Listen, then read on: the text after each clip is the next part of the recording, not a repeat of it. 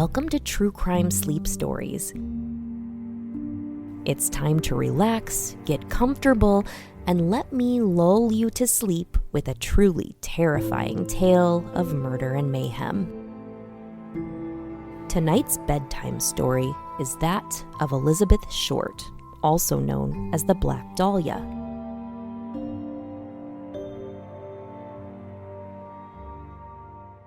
Elizabeth Short was an American woman found murdered in the Leimert Park neighborhood of Los Angeles, California on January 15, 1947. Her case became highly publicized owing to the gruesome nature of the crime, which included the mutilation of her corpse, which was bisected at the waist. A native of Boston, Short spent her early life in New England and Florida before relocating to California, where her father lived. It's commonly held that she was an aspiring actress, although she had no known acting credits or jobs during her time in Los Angeles. She would acquire the nickname of the Black Dahlia posthumously, as newspapers of the period often nicknamed particularly lurid crimes. The term may have originated from a film noir murder mystery, The Blue Dahlia.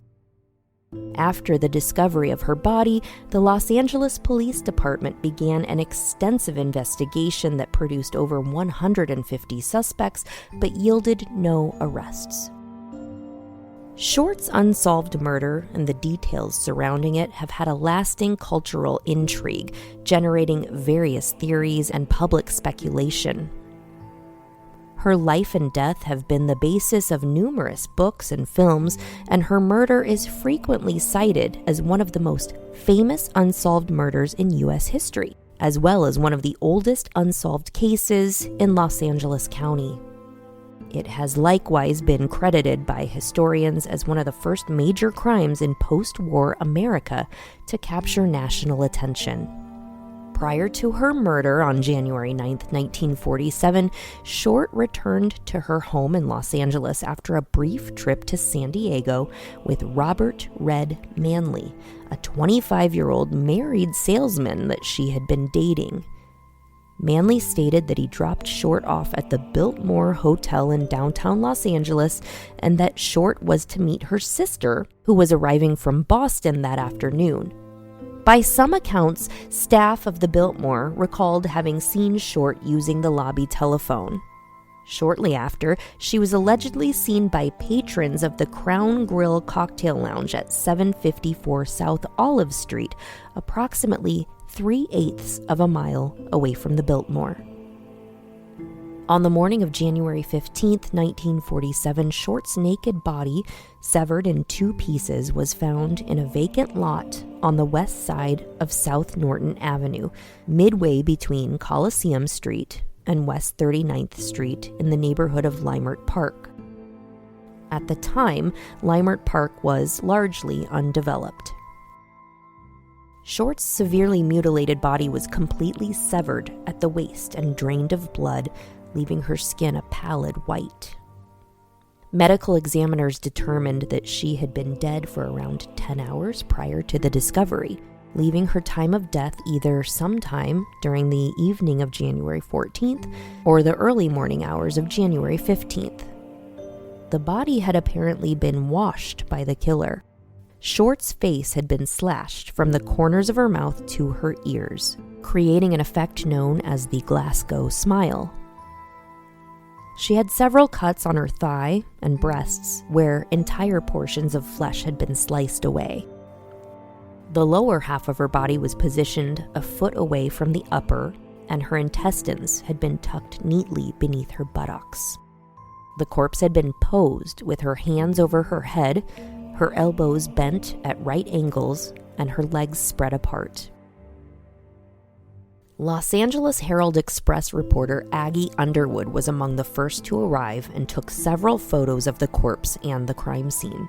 Near the body, detectives located a heel print on the ground amid the tire tracks, and a cement sack containing watery blood was also found nearby. An autopsy of Short's body was performed on January 16, 1947 by Frederick Newbar, the Los Angeles County coroner, Newbar's autopsy report stated that Short was 5 feet 5 inches tall and weighed 115 pounds. She had light blue eyes, brown hair, and badly decayed teeth. There were ligature marks on her ankles, wrists, and neck, and an irregular laceration with superficial tissue loss on her right breast. Newbar also noted superficial lacerations on the right forearm, left upper arm, and the lower left side of the chest. The body had been cut completely in half by a technique taught in the 1930s called a hemicorporectomy. The lower half of her body had been removed by transecting the lumbar spine between the second and third lumbar vertebrae, thus severing the intestine at the duodenum. Newbar's report noted very little ecchymosis, or bruising, along the incision line, suggesting it had been performed after death. Another gaping laceration measuring over 4 inches long ran longitudinally from the umbilicus to the suprapubic region. The lacerations on each side of the face, which extended from the corners of the lips, were measured at 3 inches on the right side of the face and 2.5 inches on the left. The skull was not fractured, but there was bruising noted at the front and the right side of her scalp, with a small amount of bleeding in the subarachnoid space on the right side, consistent with blows to the head. The cause of death was determined to be hemorrhaging from the lacerations to her face and the shock from the blows to the head and the face. Samples were taken from her body, testing for the presence of sperm, but the results came back negative. Short was identified after her fingerprints were sent to the Federal Bureau of Investigations. Her fingerprints were on file from her 1943 arrest.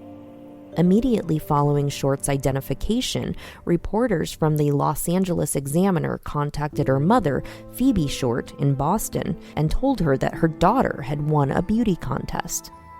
It was only after prying as much personal information as they could from Phoebe that the reporters revealed that her daughter had actually been murdered. The Examiner also offered to pay Phoebe's airfare and accommodations if she would travel to Los Angeles to help them with the police investigation. That was yet another ploy, since the newspaper kept her away from the police and other reporters to protect its scoop. The Examiner and another Hearst newspaper, the Herald Express, later sensationalized the case, with one Examiner article describing the black tailored suit Short was last seen wearing as a tight skirt and a sheer blouse. The media nicknamed her the Black Dahlia and described her as an adventuress who prowled Hollywood Boulevard. Additional newspaper reports, such as one published in the Los Angeles Times on January 17th, deemed the murder a sex fiend slaying. The notoriety of Short's murder has spurred a large number of confessions over the years, most of which have been deemed false. During the initial investigation into her murder, police received a total of 60 confessions, most made by men. Since that time, over 500 people have confessed to the crime, some of whom had not even been born at the time of her death. Sergeant John St. John, a detective who worked the case until his retirement, stated, "It's amazing how many people offer up a relative as the killer." Several crime authors, as well as police detective Peter Merylo, have suspected a link between the Short murder and the Cleveland Torso murders, which took place in Cleveland, Ohio between 1934 and 1938. As part of their investigation into other murders that took place before and after the Short killing, the original LAPD investigators studied the Torso murders in 1947, but later discounted any connection between the two cases. Numerous details regarding Short's personal life and death have been points of public dispute.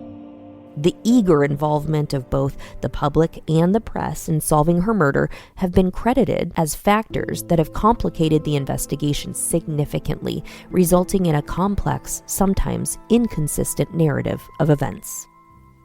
A number of people, none of whom knew Short, contacted police and the newspapers and claimed to have seen her during her so-called missing week, between her January 9th disappearance and the discovery of her body on January 15th.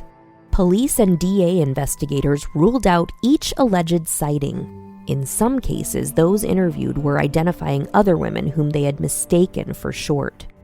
Short's whereabouts in the days leading up to her murder and the discovery of her body are unknown. According to newspaper reports shortly after the murder, Short received the nickname Black Dahlia from staff and patrons at a Long Beach drugstore in mid-1946 as wordplay on the film The Blue Dahlia from 1946. Other popularly circulated rumors claim that the media crafted the name because Short adorned her jet black hair with dahlias. According to the FBI official website, she received the first part of the nickname from the press for her rumored penchant for sheer black clothing. Although some of her acquaintances and several other journalists described Short as a prostitute or call girl during her time in Los Angeles, according to Harnish, the contemporaneous grand jury proved that there was no existing evidence that she was ever a sex worker. Short is interned at the Mountain View Cemetery in Oakland, California. After her younger sister, Elnora, had grown up and married, their mother, Phoebe, moved to Oakland to be near her daughter's grave. She finally returned to the East Coast in the 1970s, where she lived into her 90s and died in 1992. On February 2, 1947, just 2 weeks after Short's murder, Republican State Assemblyman C. Don Field was prompted by the case to introduce a bill calling for the formation of a sex offender registry. The state of California would become the first U.S. state to make the registration of sex offenders mandatory. Short's murder has been described as one of the most brutal and culturally enduring crimes in American history. Time magazine listed it as one of the most infamous cases in the world. Short's life and death have been the basis of numerous books, television shows, and films, both fictionalized and nonfiction.